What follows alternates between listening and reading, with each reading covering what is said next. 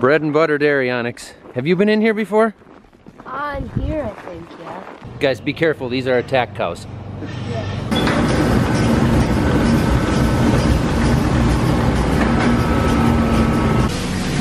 What do you think, ladies? Yeah. Have you ever gotten cow poop on you?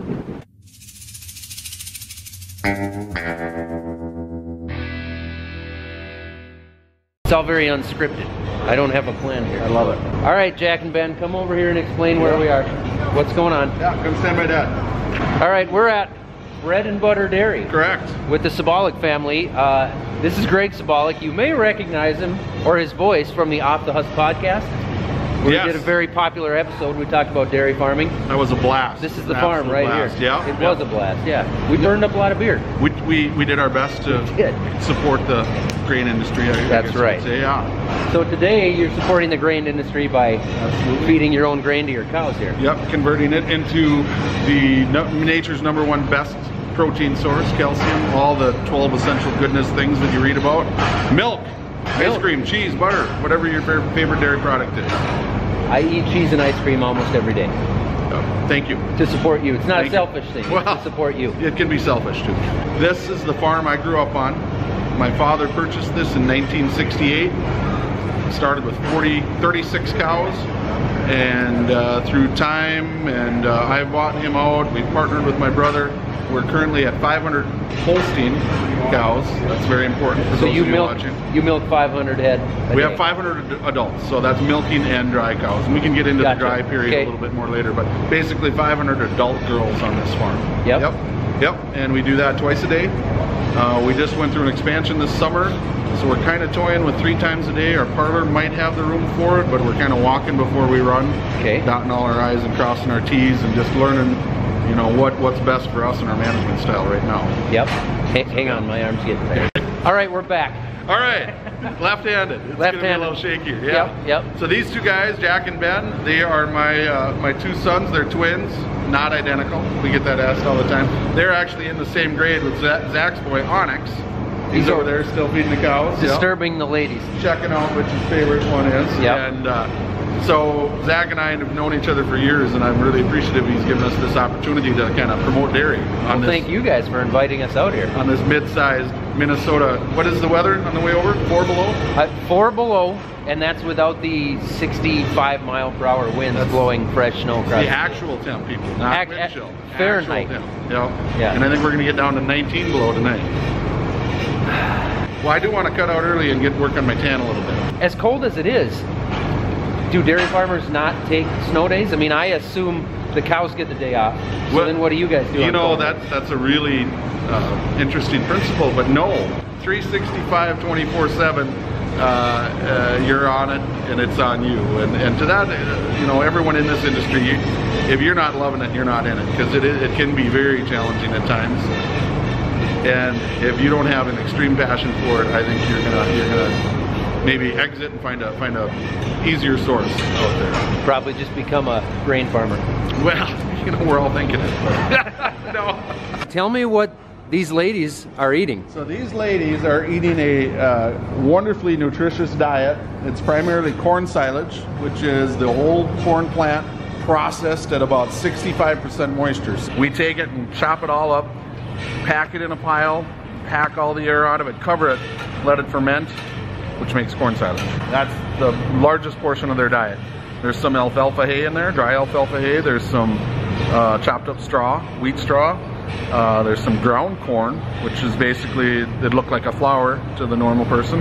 And then there's a protein and vitamin mix, primarily of soybean meal, distiller's grains, and then your vitamins of your calcium, phosphorus, potassiums, your trace minerals on that. Is all that in this ration right here that they're eating right now? Ration, and that's what it looks like when we're done. There we go. It looks delicious. It does. You want to try some?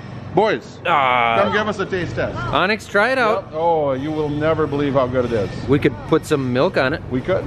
We could. Is that good? What's it taste like? You want to talk? She doesn't. This barn we put up this summer, 2019. This was basically it's a 200 cow expansion of our herd. We were just shy of 300 animals, and now that put us at that 500 total. And everybody in this barn essentially is a 2-year-old or a first calf heifer, which means a cow when she's physically mature at 2 years old is when you want her to have her first baby. So yeah, everybody in here, save a few down on that end, are 2-year-olds, 2 to 3-year-olds that have had their first baby, that are all in that same age group. I like your earrings. They are all ladies, and accessorizing is important. Now you might say, how does blue go with orange? Now the blue is just the visible ear tag. The orange now, that is a really fun piece of technology that's really hit the dairy industry recently. That's the easiest way to describe that is it's a Fitbit for a cow. It's a cow Fitbit. It's a cow Fitbit. Like the Apple iCow? Yes, yes. That'll monitor her activity, monitor her heat, fertility state, monitor her rumination, monitor her eating habits. Gives us all this data. We live in the world of big data. All through that ear tag? All through that ear tag. And it's amazingly reliable. This will actually let you know what I'm seeing about 12 hours before you'll notice it in the product. So I'm guessing it's obviously monitoring the blood. No, all it does, it monitors ear temp. Yeah. And it'll monitor her activity pedometer. Basically when they walk, they bounce their head a little. All that, and it compiles that data and basically throws up an alert, which you even have on your phone. So you can log onto your phone at any time and see what your cows are and it'll tell me, all right, this one's sick, this one's in a good heat, which is basically ovulating. This one, go check her out, she's questionable, maybe she's not eating like she should or not ruminating like she should. Yeah. What the reasoning be, and they're not 100%. Sometimes one will fall off, sometimes it isn't mounted in the ear correctly, but it is a wonderful piece of technology that we've that just hit the industry in the last 5 years, I'd say. That's pretty awesome. I did not know about that at all. And it's really changed the way we dairy. All right, Greg, where are we now? So and are my children safe in there? Yeah, these are the non-ravenous herbivore, not the carnivore variety of. Oh, not the carnivore type of cow. Yeah, all of our calves born in the last day or two, they come in here. We dry them off, we give them all the vaccines, all the medicines, give them a great dose of colostrum, which is mother's milk, and kind of get a good start to their life. And then they go out to an individual hutch after that. So once they're born, they come in here, get some real good TLC. Think of this as the nursery in the hospital. You can see some of our breeding strategy. We have the black and whites, which are Holsteins, which are the best. Yep. By far. Yep. By far. And then we have some almost pure black calves over there. Those are limousine cross. Why are you breeding both? We talked a little bit in the podcast about sexed semen and how we can basically impregnate a cow with a female within 90+% accuracy. From a dairy, we want the females to produce milk. The males basically get raised and turned into food, turned into the great steaks that everyone enjoys. Yep. And the beef industry tends to gain a little more of a margin or a little more of a premium than a Holstein steer, Holstein male. So then we're working on crossbreeding for our the mothers we do not want heifers out of or females out of that are going to go to meat production. We're putting beef semen in them, so they're coming up with this black limousine Angus cross. Just to hit on a little bit about what you said there, what you glanced over if they didn't hear the podcast, you're actually able to, when you impregnate the cow. Well, I'm going to start by saying listen to the podcast. Listen there you go, the Off the Husk podcast. Yes, yep. No, but when we, every year, in a perfect world, you want a cow to have a baby every year, every 365 days. You need a certain number of replacements because as cows get older, and you will have turnover in your herd. So you need the female replacements to come in. Semen's either an X chromosome or a Y chromosome. Yep. And X is female, Y is male. And you can separate the two and only breed a cow to X chromosome semen, female semen, and she will basically conceive a female. So then you know your desirable moms that you want daughters out of, you are going to want females out of them, essentially. And you breed those to get the females out of, and the ones that maybe aren't do as well, or maybe some poor doers, you're gonna not necessarily want their offspring, so you're breeding to the beef market. Right? Why do you take these things away from their mom at 1 day old? Couple reasons we do. One, we want that calf to be in a warm, dry, safe environment right away. A lot of times, if you're in a herd mentality or a group, that cow can have that calf. They are animals. Another cow can come in, accidentally step on it.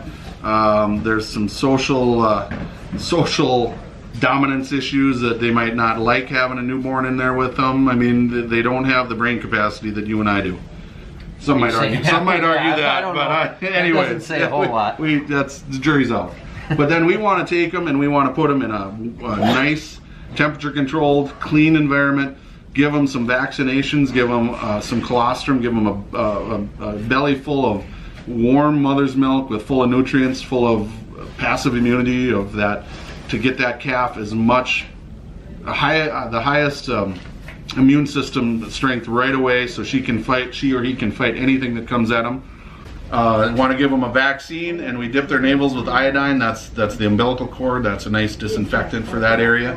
And then let them make sure they get all 4 feet on the ground, and then move them out to an individual hut. And that does a few things. It isolates disease and makes sure that calf is going to get everything it needs to be successful. If you leave her out with Mother Nature, which is good. Hey, you kids, quiet down. Taking a video here. It's important. Yeah. Come on now, get. Not every calf is going to have the instinct to get up and get what it needs in that first 12 hours, and not every mom is fit to be a good mom. So, wait till that's done. Can't catch a break around here. These are tough conditions to film in.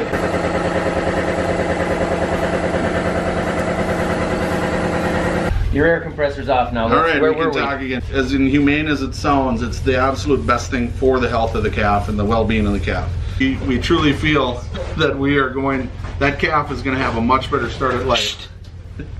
Much better start at life by doing what we're doing, getting the medicine, getting the food, getting everything warm and dry versus, you know, leaving her with the mom. And there's a lot of things that can happen. They're walking through and they go to the end one, Jack, and turn right there, stop. Oh, yep. They make terrible cows. Turn. Yeah, they do. They do. Keep that dog.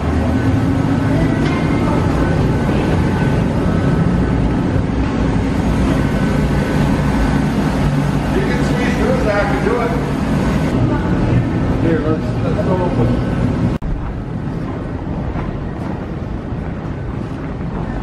These are the cows that are going to be brought in and milked soon. Yep, this side first. Yep. So how does the transfer from the other barn into this one work? We got a walkway between the barns. We got a connected walkway. The other barn was all 2-year-olds. These are all mature cows, which is 3-year-old pluses. This side to Zach's left, or our left, is going to be our high group. These are girls pretty recent after calving, milking, peak milk. You know, just kind of. These are high yielding milkers right now. Yeah, these are the corn you want to plant in the ground on your resource ground. Yep. Then they move, and this is one of our low groups over here. Basically, because if you feed them that much energy, the whole lactation, they can tend to put weight on. Because as their milk drops, their energy needs drop. And if you're feeding that high energy dense diet, they're going to put weight on their back, just like you or I. Yep. It looks probably on camera way colder in here than what it actually is. And I'm guessing it's the humidity. Yeah, the steam and the steam rising up makes it look a lot colder than it actually is in here. It's much more comfortable than outside. I don't know. I'd say we're just below freezing probably. Yeah. You know, based on the floor. Yep.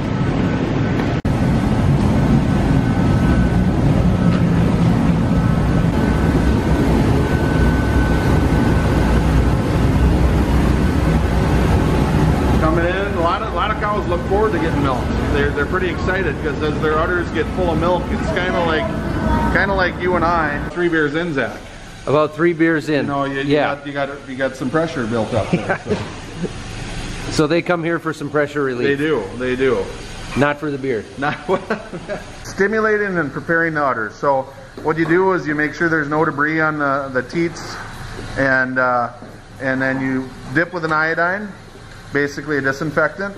And then you strip a few strips out of each quarter, making sure the milk is healthy, and that stimulates her. That gets her mind going, thinking, hey, I'm ready to get milked. And then we re-dip, and then we give her about a minute before the milker goes on. He'll wipe her clean and apply the unit, and we'll start milking. We got an empty stall here. Your turn.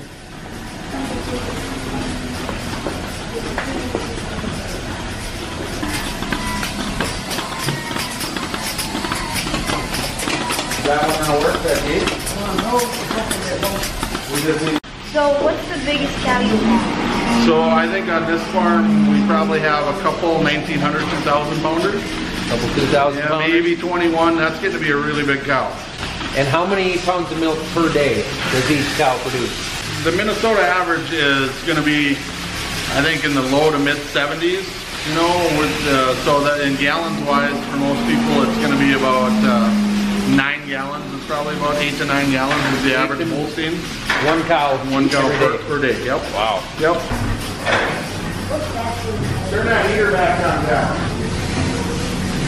What do you think, ladies? Yeah. Are these fartless cows? Are they what? Fartless? You don't want them to fart. Sadly, they're not.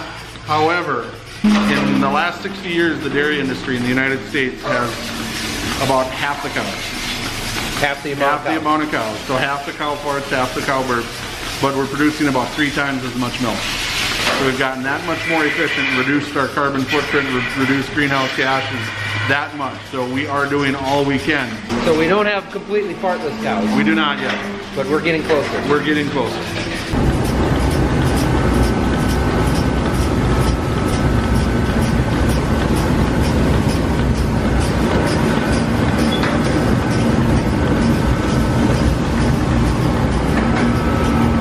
Antibiotics, Greg.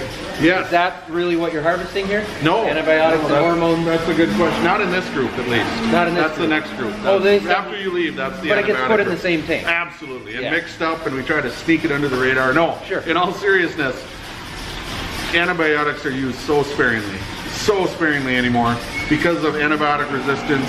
You know, the goal of the farmer is to keep their cows as healthy, clean, comfortable as they can. Like we do with our kids. If you provide that environment, 90% of sicknesses stay away. Yep. Now, if there is a case where it does come up, you want to do the right thing. Right. You want to treat a sick animal. You want to make it better, get it through that, and not let it suffer or wallow in agony. So we will use them time to time, but there's strict milk withhold, meat withhold, where all that milk is dumped down the drain in that time frame where she might have residue in her system. Meat withhold, she's not sent to slaughter on that time frame. So everything that you are seeing in the grocery store has been tested numerous times for antibiotic residue, and it is rejected, and you go through a strenuous, and that's an understatement, strenuous process if you get caught selling milk or meat with antibiotic residue in it. So there's no antibiotics Absolutely in none. the milk? Absolutely none. Guaranteed. And it's tested on the farm before they pump it out. It's tested in the truck before it goes to the processor. I mean, it's not just a one-time test. And that's not just your farm. That's the whole country. That's the industry. Yeah, that's the industry. So.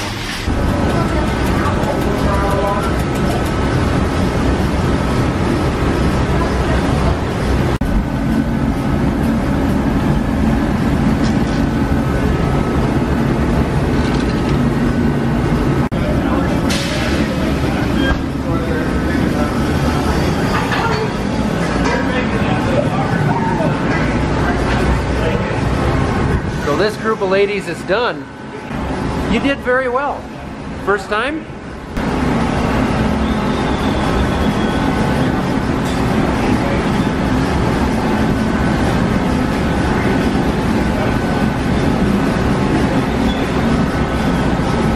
It's a lovely evening here, Greg. Other than the extreme brutal cold. I'm not going to get a chance to work on my tan. We've lost. We're kind of in the getting a little late for that. The twilight of the day, yeah. So I have one last question for you now. You've been milking your whole life. Essentially, right? Yep. Have you ever gotten cow poop on you? A time or two, believe it or not, yeah. And it doesn't kill you. It doesn't. And it doesn't taste good. I know those two things. Yeah. But beyond that, it's part of the business, I guess, yeah. You probably got some on you here in the last half hour. Yeah, but I don't know what it tastes like. well, you haven't left yet, so. Hit me on the Instagram, Bread and Butter Dairy, B-R-E-D, not loaf of bread, bread heifer. I'd love any questions you got. Zach's been kind enough to support me. We're neighbors. Support Zach, support what he supports. Anybody out there that's unsure of animal agriculture or dairy, ask a farmer, ask a dairyman. There's so many mistruths and myths out there. You know, just because it's on the internet doesn't make it real, even though a lot of things you want to believe. But ask Greg. Well, yeah, I'd Shoot him welcome a any message. questions, comments, concerns, criticisms. we need to be our biggest cheerleader, and we need to welcome the questions. So hit the Instagram page. It'll be, I'll put details down in the description, or I'll put it, Becky, put it up on the screen right now so everybody knows. Even better. We'd love to talk. We'd love to help you understand more, and just spread that we are doing the absolute best and taking the best care of our animals, producing the highest quality, most affordable product in the world to feed the world. That's at the end of the day, that's what we're all trying to do. My hand was getting really Zach's cold. hands are getting cold. Yeah, we're I got switching. these dainty little hands. He's unsure if this side is better or this side is better. So I need a camera with bigger buttons so I can wear gloves when I do this. Yeah. So yeah, no, you said it there. You know, farmers are real people. We're doing the best that we can do, and we're continuing to do better. So if you have questions about farming, who better to ask than a farmer? Absolutely, and we're all on the same team. That's right. Agriculture is agriculture. We all got to cheerlead each other. So. Do your kids drink milk? Every chance they get. Even when they don't even get a choice, they have to drink milk. They have to, yeah, that's, against their will. Yeah, yep.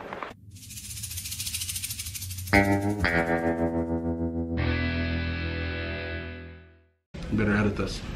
Let's see. That's good. I got to change arms anyway. Yeah.